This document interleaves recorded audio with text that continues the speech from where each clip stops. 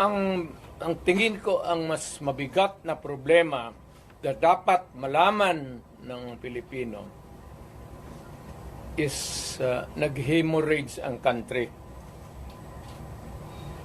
Pati yung PhilHealth nga na hindi sa gobyerno, contribution natin yan kasi kung magpa-ospital ka, noon yung may pambayad ka, depende sa ano mo, category yung rates mo.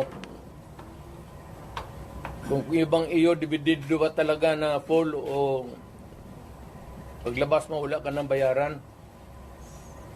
Yun ang ano noon, yung 16 billion na nilipat nila. That is the most dangerous at dapat putang inestapa yan.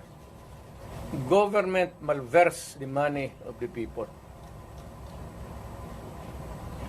Ginamit mo yung pera ng ano? And even Congress cannot do that. Trust fund yun eh. Galing inyo yun. Ako pati akin.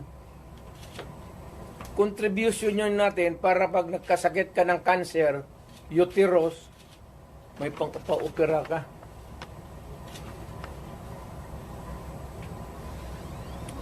Ang ating PhilHealth funds natin lahat was about 8.9 billion 89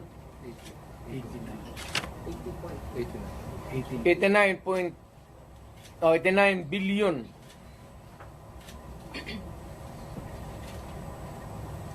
Of that 89 billion, 27 na lang ang nawala. 27 na lang ang natira. Paano yan?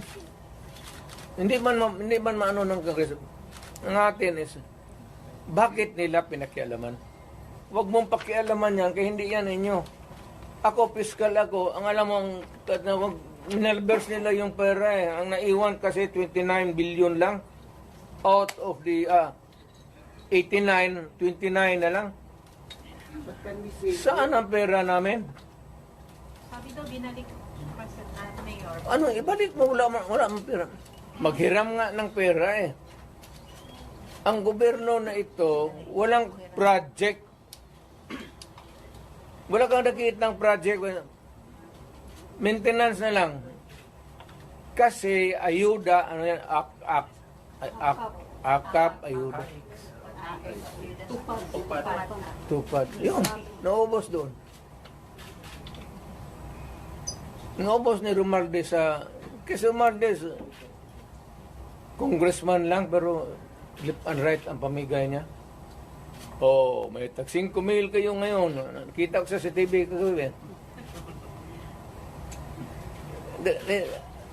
Pera natin. Sus Maria Joseph Ginoo Romualdez, oy. Nangawa ka naman sana sa amin.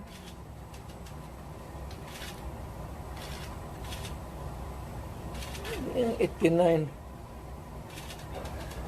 Ang Maharlika Fund, ang target nila sa ito ang 250 billion. Kinuna nila ang GSIS ng 62.5 billion. Yan, pera rin ng mga taga-gobyerno yang empleyado. Kami sa ano namin. Sa mga trabahante yan, mag-housing loan ka, ito kinuha, binigay para ayuda. Ang mga membro nito, hindi na makaloon, enrollment ng mga bata, mahirapan sila nito kasi magkakaroon ito ng anomaly sa flow ng ano.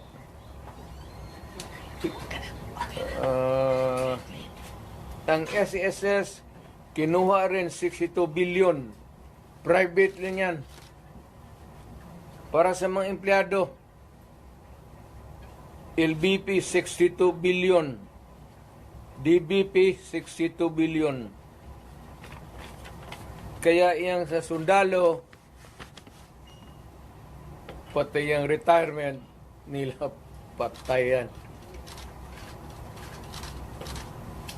Given all these predicaments, sir, you have the legal basis on the misuse of funds. Kaya meron Are na there legal remedies in your mind to meron na. Lahat ito, the example yung PhilHealth na binara sila, yun yan. Hindi man nila pera ito lahat. Ito ang problema ngayon. Gastusin nila ito, naiwan what is left from the original na ano nila. Kagaya nitong PhilHealth, 89 billion. Ang naiwan ay 29 billion na lang. So, kung walang pera, anong gawin nila? Maghiram. But they juggle Foreign those balloon. money. Wala na silang majagul dyan. Ano ba jagul-jagul? Tignan mo, bakit ang majagul?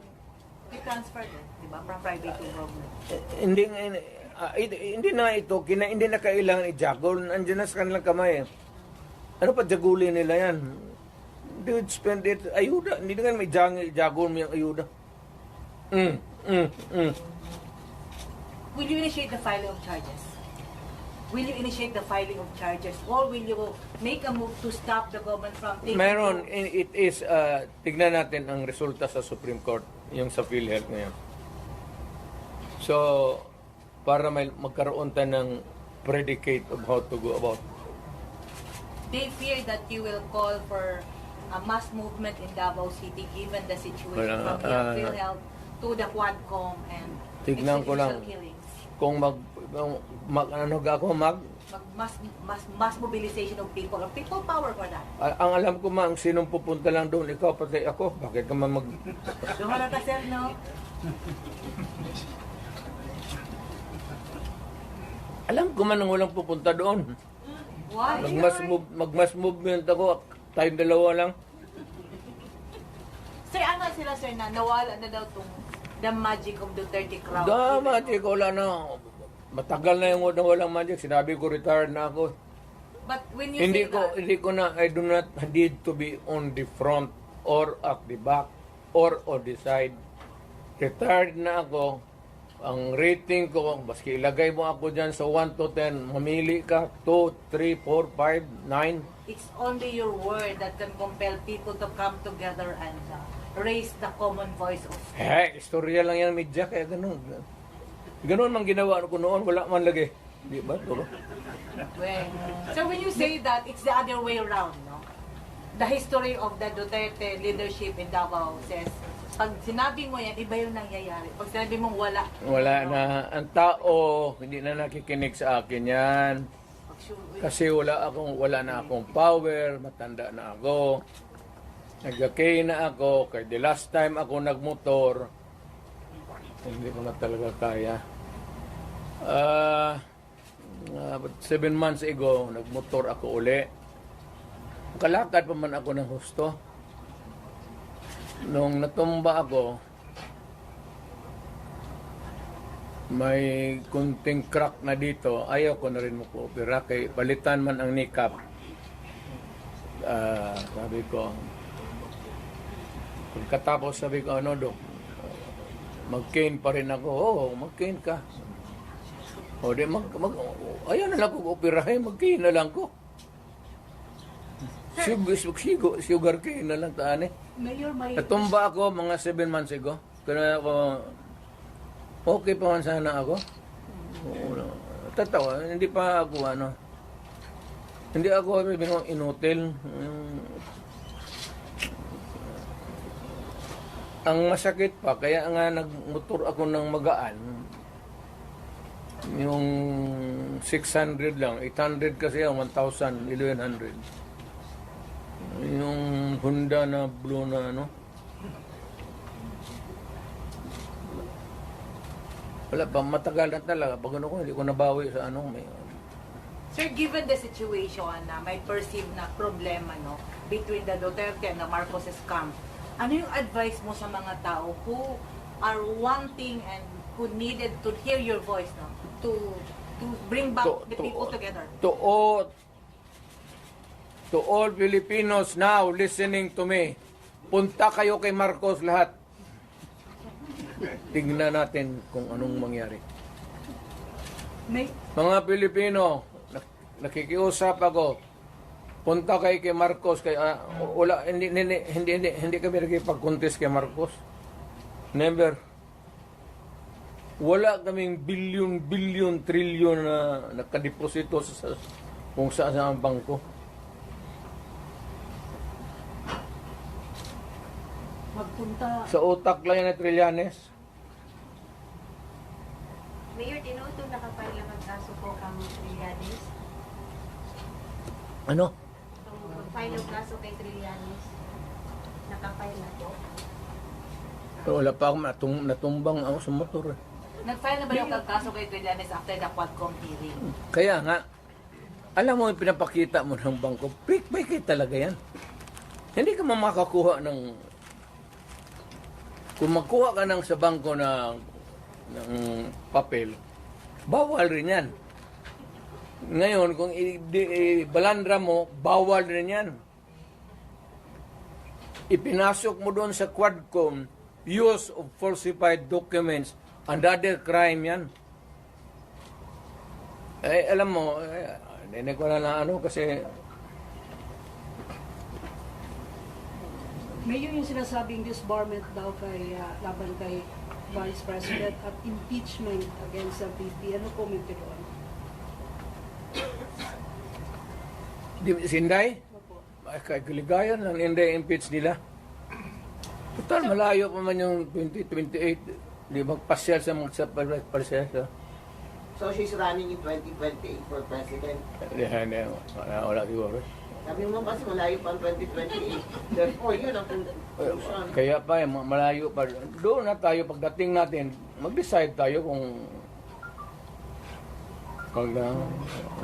tama na yung, sabi ko nga kay Inday, tama na yung Vice President. Total, tatay niyan, Presidente man. Okay na yan. Mr. President, have you ever, there were reports that there were threats sa buhay ni Inday before sa mga, among his guards, and then, did she ever confer with you or talk to you about it? We do not talk about politics, Inday. No, not politics, security. Security, kaya ni Inday. May security yan si Inday. Huwag kang maniwala, wala yung security. O sige, talungin mo ako. What did you about? Sige, you ask me. I'll give you the correct answer. What happened to your confidential fund, supposedly, without? Well, it was spent properly. But why is she not answering the Congress daw? Confidential nga eh. Bakit patawagin ng confidential kung... Pero yun kasi yung issue na ginamit. But you kept mum about it all along. Hindi, lahat yan sila, pati yan si Martin Romualdez, wag binabad ng bilyon yan. Kaya, mausapan lang naman. Maybe one of the things that I will do next is, of course, this time I would be appealing to every Filipino. Lahat na. Once and for all, buhay man yung kuwa, hindi man nasunog ang building nila, pero lang kung sunugin andyan man yan, buksan natin lahat. Huwag na lang muna yung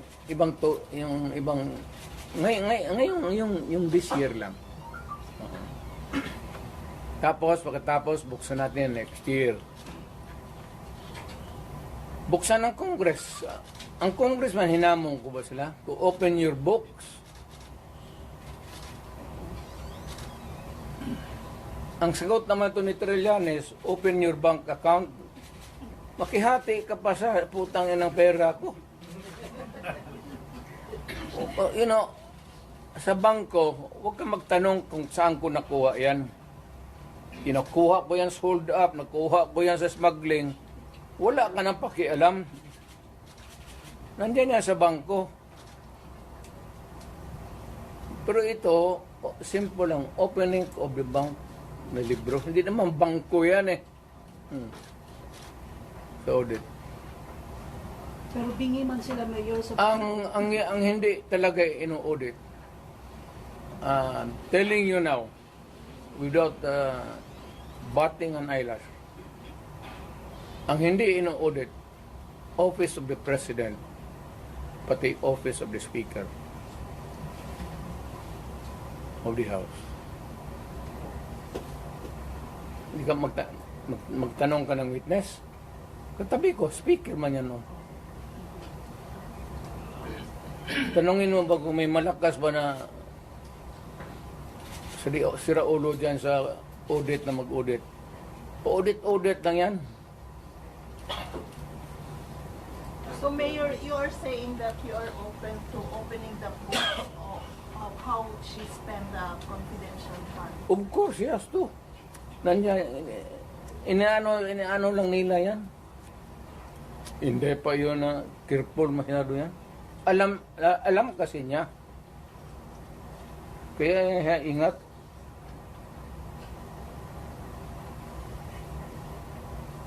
So why can't she just explain it, Mayor? Ine-explain na nga iha. Sa document nasa documentary, ano pa. Ngayon pag na-present na lahat sa COA, kaya nasa COA ang ibang dokumento eh.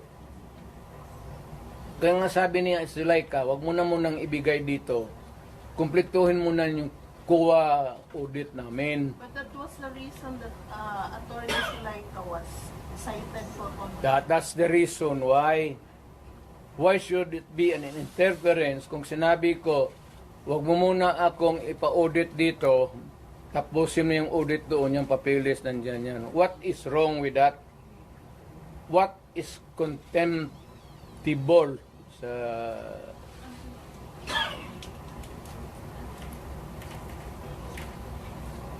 In a word, how would you describe all these procedures from the Senate to Congress calling you and your children for investigation? No, I cannot talk for the Senate. The Senate, it's a bit formal.